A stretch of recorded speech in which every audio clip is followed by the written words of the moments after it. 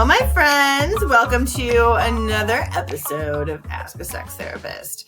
We are going to talk today about how to get your woman to want more sex. And in fact, I am going to outline my top 5 ways that you can do just that. And I think you're going to be kind of surprised by some of them. So stick around. This is a fun topic. We're going to just kind of jump into it. So we're going to do a countdown. So we're starting with 5 and we're going down to the number 1 way. So they are in order of importance, in my opinion, based on my 10,000 plus hours of coaching and counseling people and all of my sex and intimacy knowledge. Okay. So this is what we came up with. Okay, so number 5. This is the number 5 best way to get your woman to want more sex. Remind her of sex. So, right? Some of these are going to sound really simple. But what does that mean?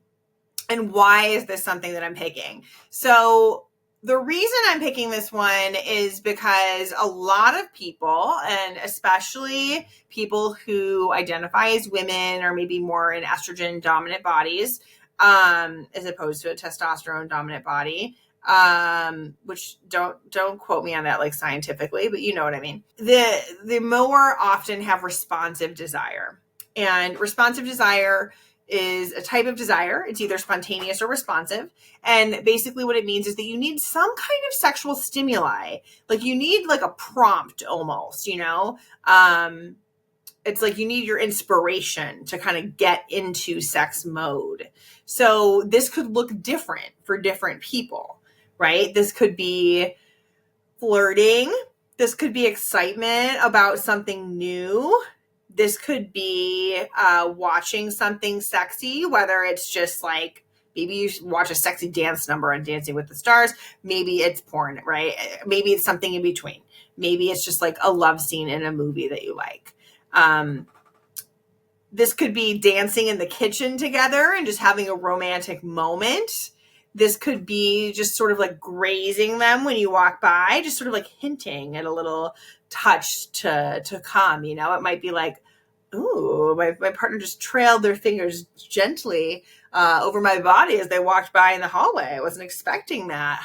Okay. So you're kind of building anticipation.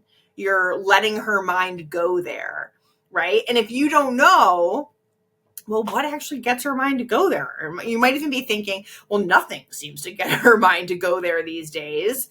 Think back to like, what did get her mind to go there? And also remember, this is only the number 5 most important reason. And so pay attention to 1 through 4 because those will help you as well. And if your partner is kind of like at a point where she's bristling at your touch, this is not the one we want to start with, right? We want to first create safety and relaxation, which we'll get there.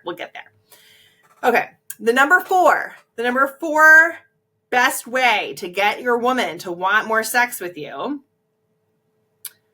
compliment her appearance. And this one's interesting because I think when like early on in relationships, when you're like in early stages of dating or even an early stage of a relationship, women sometimes feel like, well, you know, I'm more than just a pretty face, or it's about more than just how I look, right? But I think when they've been in a longer term relationship, at least this is what I hear from all my clients, they want that reminder that you're still into them, right? It's actually not something they take for granted.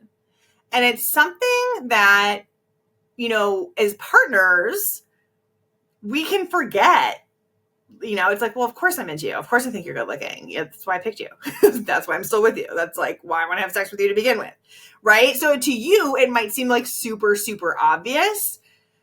But another thing I've learned by coaching people and working with clients is that we think our signals are clearer and more obvious than they often are to our partner. And so sometimes we kind of have to like hit people over the head with it, right? So you just have to come out and say like, damn, you look hot in that, right? Or like, okay, give me a little spin, you know, or looking good. Or like, oh, did you get your hair done? Looks really good on you. Or I love that color. I love that style, right? Or like, oh, wow, that's my favorite dress I've seen on you in a while. You look great. Or like, wow, those jeans hug your curves so well. So with giving the compliments, you want to be respectful, but also like, you should know, if you're in a long-term relationship with, you should know your partner at this point, like what type of compliment they might like. If not, you can ask, of course, but some people are going to want the overt comment. Some people are going to want a little bit more of a sexual comment. Some people might want to hear like, oh, wow, you look great naked, or I just love how you look naked. And the other thing I want to say about compliments is that so often we think the compliment in our head silently. And we just don't say it.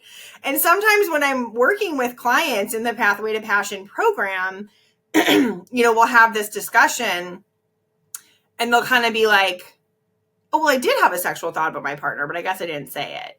Or I don't know, I guess I felt kind of shy saying it, or I wasn't sure, if they want to hear that from me. Or I thought they knew and I didn't have to say it. So just notice in your own mind, like, are you holding yourself back in some way with compliments? Are you censoring yourself? Because especially if things have gotten a little bit more distant, especially if she is kind of in like mom mode or in professional mode or in caretaker mode for, sick family members. Like there's so many of those other modes that can really kill a sex drive. And so she might need a reminder of, hey, I'm still a woman. I'm still a sexual being, right? I'm still perceived that way. Maybe she's forgot to perceive herself that way, and she needs this reminder to help her see herself through your eyes, right? So that's what you're actually doing for her with this. Okay. They just keep getting better as we go. Number 3, this one is being an emotional safe space. So in my work, especially with women who have lower desire for whatever reason, a common blockage to their desire is just feeling like, I tried opening up and I just feel like it wasn't received very well. And this could be something from like years ago. This could be like, oh, well, you're judging my sexual interest. You're judging my parent style. You think I'm too emotional and you don't really want to hear it. And so if your woman is feeling this way, she's like holding back from you. She's like actively guarding herself emotionally. And that usually spills over into your sex life, right? And so like, look for those clues. Is she like physically tense? Is she almost like pulling away sometimes if you try to touch her? And then you can kind of ask yourself, like, have I been a good listener? Have I been giving the compliments? Have I been validating her emotions before sharing my own, or before sharing that I actually disagree? Have I been like, okay, yeah, I get how you're feeling that way. I kind of have a different perspective, but it like makes sense why you would feel that way. Or come here, let me just hold you, and you can just say your feelings or cry or whatever you need, right? And so being a safe space is going to look a little bit different in each relationship and with each woman. So we don't want to make assumptions here, but like if you're not sure, ask your partner. If you're suspicious that this could be a primary reason why you're not having sex. This is also a skill that we're not taught, but this is the main thing I start with people on in the Pathway to Passion program. So if they are feeling like, there's a little bit of distance, or there's a little bit of, or maybe like avoiding some topics that we probably should be talking about, we really get into how do you create that safe space, right? What is going to, help someone open up? And this is basically also my job. This is what I do professionally. I professionally create a safe space. And I do that by normalizing emotions, not judging emotions, not projecting my own shit on my clients. And so it's actually kind of the same thing we want to do in our personal relationships, right? And really, whether it's your friends, whether it's your family members, if it's your lover, it's kind of the same skill set. And so if this is an area where you could use some work, like I strongly encourage you to like do that work. Like reach out for support if you're like, I don't even know where to start, right?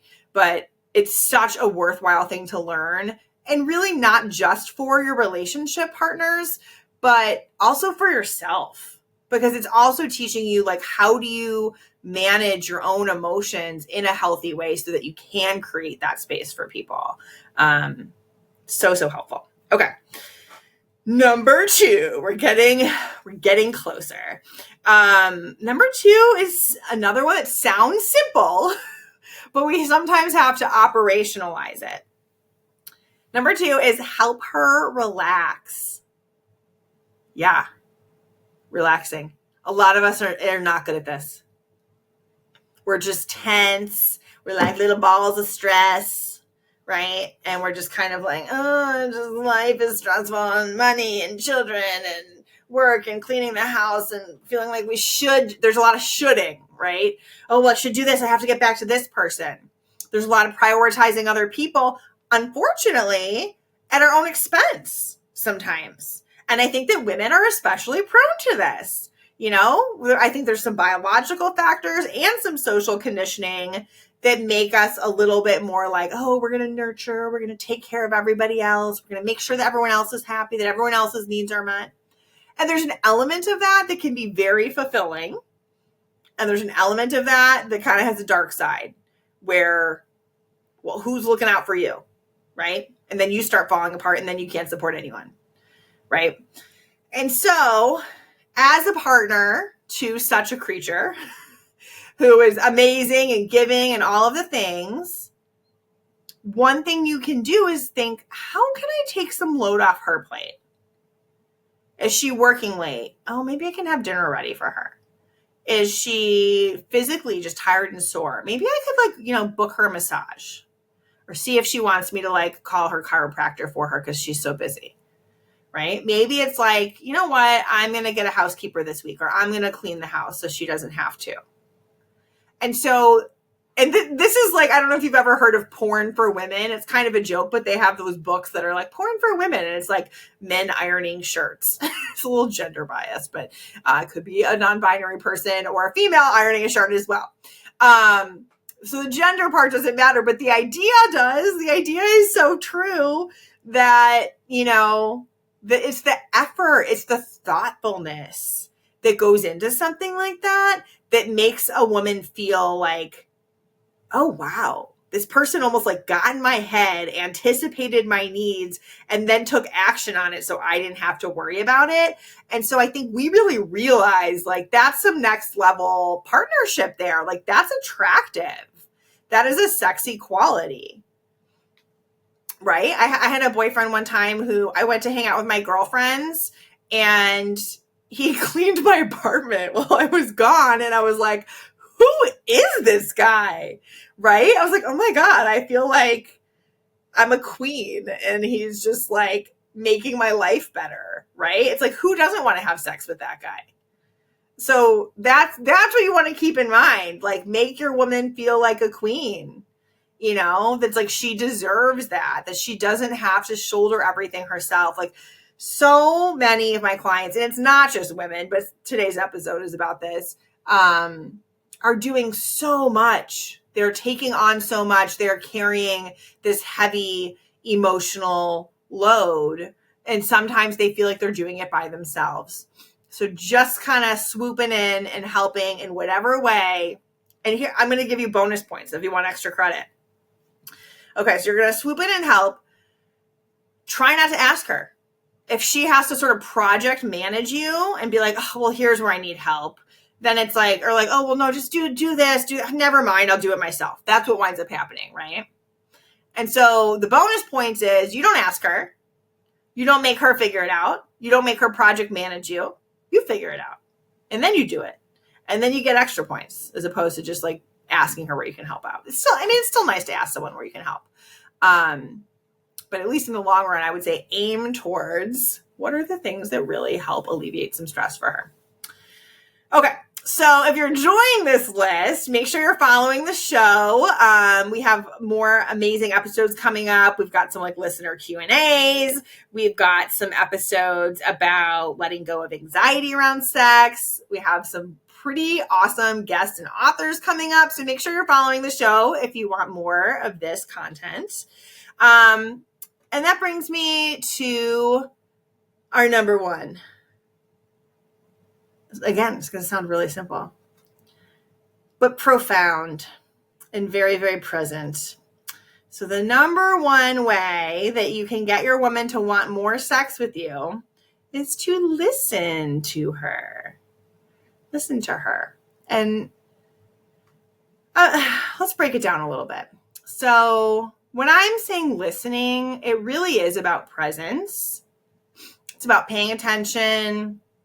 This could look like not being on your phone, not being distracted by doing the dishes, not being distracted by watching the TV or being in the middle of work, pausing, being present, showing that you're prioritizing her, showing that you're prioritizing your connection, right? I mean, even as I'm saying this stuff, I'm like, yeah, these are some sexy qualities. Like everybody wants this kind of partner, right? So just really being present, remembering what she says, really, it's like when you're really present, you're really paying attention and you're realizing like, okay, like this is how she's feeling.